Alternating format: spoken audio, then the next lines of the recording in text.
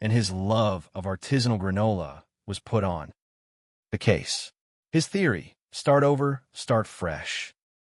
Penny Valles, as it turned out, was currently in a court-ordered drug program. Detective O'Driscoll, seizing the opportunity, took a discreet trip to her residence and, under the guise of municipal waste collection, searched her trash.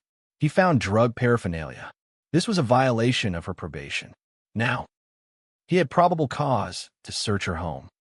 Not only did they find enough evidence to bring new drug charges against Penny, they also found an unregistered antique musket, which she was certainly not allowed to possess as a convicted felon. And then, as O'Driscoll surveyed her wall, plastered with inspirational sayings, live, laugh, love prominently, displayed next to a blurry photo of a particularly uninspiring sunset, he noticed something that stopped him in his tracks. Taped to a mirror, faded and dog-eared, was a copy of Barnaby Butterfield's obituary.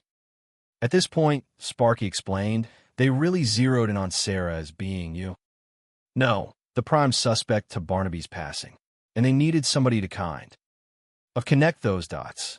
A bridge, if you will, between Sarah and the fentanyl. Without Penny, police really didn't have much of a case.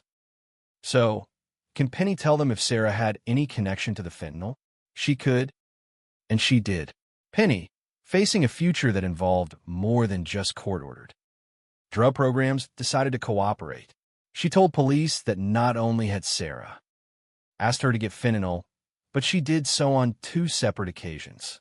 And then, with a nervous giggle, she even quoted Sarah, the first batch wasn't strong enough.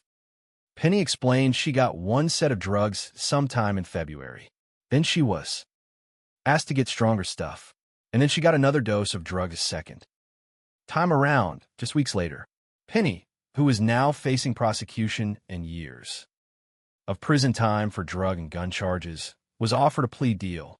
She's going to tell the cops whatever they want to hear, her lawyer explained, and they're making a plea deal. This is her out-of-jail-free card. Penny then identified her dealer as Shadow Silas Thorne, a man whose rap sheet was longer than Sarah's credit card statements and who was already in custody for other drug crimes. He was conveniently detoxing and thus slightly more cooperative. Silas confirmed that he and Penny would meet at a gas station, convenience store, the Guzzler, where he would sell her the drugs. Penny said she would then hide the drugs at one of the houses Sarah was trying to flip, often disguised as artisanal bath bombs. Silas, however, insisted it wasn't a regular thing.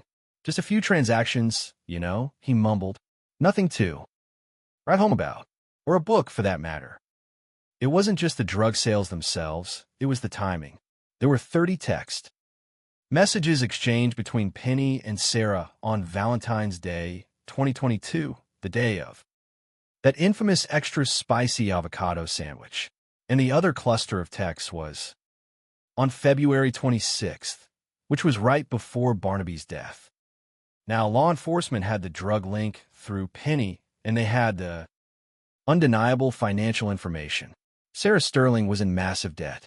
She was trying to funnel money back into her own real estate and house flipping business, which was now more of a debt-generating vortex. You add this all up, Sparky declared, slapping her hand on her desk, and it's finally enough for police to make their move.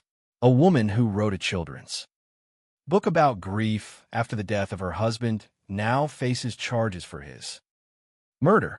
It's a headline writer's dream, frankly. I woke up in the morning to headlines of Utah mom and children's grief book. Author arrested and charged with murder, Willie recalled. It was shocking. It was unbelievable. I just couldn't fathom it. Like, not Sarah. You know why? Why? Her? Like, it just became this huge story because she wrote that children's book. The hypocrisy was just too delicious for the media to resist.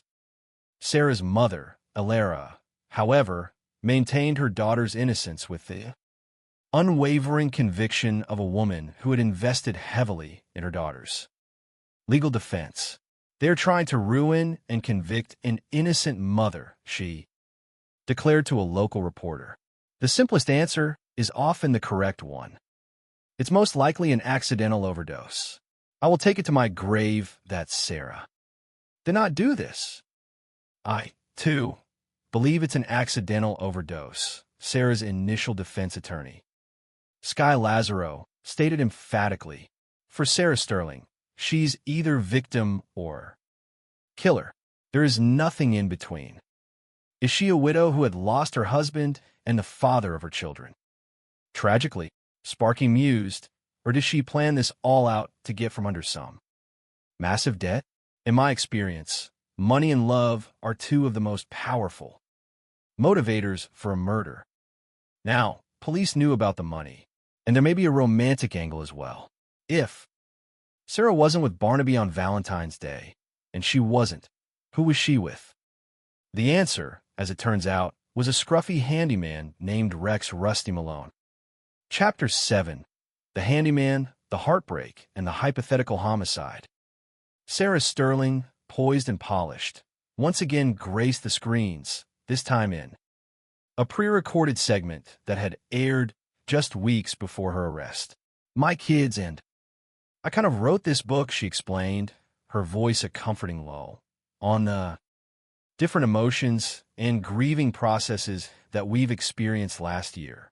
And to make sense and process, I'm sure. The local host, a woman whose sincerity was as genuine as Sarah's tears, nodded. Right now, we have the arrest of a Silver Peak mom who wrote a children's book about grief after her husband's death. She has now been charged with killing him. I'm new to all of this as a widow, as a wife, but also, with my kids. I'm thinking she's just powering through. She's trying her best, maybe not to cry, maybe not to get too emotional. The toxicology report, however, painted a different picture. 5 times a lethal dosage of fentanyl in his system, the news anchor stated, grim-faced. The camera then cut to the last page of Sarah's book, particularly poignant. I will forever love you, my sweet baby, until we see each other again. Yes, I am. With you. Written as though it wasn't the father's words for their boys. You are an amazing woman, the host concluded, oblivious. And we thank you for being vulnerable and sharing this and touching the lives of others. Thank you, Sarah purred. I really appreciate being here. Thank you, Sarah. All right, GTU is back with more. State prosecutors, led by the tenacious Assistant District Attorney, Bryce the Bulldog Bloodworth, stated they had enough evidence against Sarah Sterling to proceed with a trial. The imminent charge of murder, allegedly at this point. But still, naturally, you're thinking, can I believe what she said? On May 8th, 2023, Sarah was arrested and charged with 1 count of aggravated murder and 3 counts of possession of narcotics with intention to distribute. Finding that out was such a shock, Willie confessed. Talking about this now, it still blows my mind. This could all very well be the perfect crime. A storybook ending where she thought she couldn't get caught. It's a story that resonates, Sparky observed, because it's sort of this idea that she's 2 very different people, a Jekyll and Hyde situation. She was so empathetic at first glance, and then the story becomes much more sinister. Like a particularly dark twist in a reality TV show. In a June 2023 hearing where Sarah was to find out if she would make bail, she appeared in street clothes, but she was in shackles.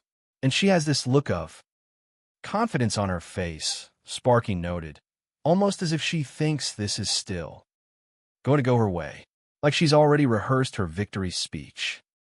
Prosecutors called 3 witnesses to testify as to why Sarah should not be released pending prosecution. The defendant came to the door and wrote a check from her business for $1,300 for the purchase of the fentanyl. One witness, a forensic accountant, testified detailing the labyrinthine finances.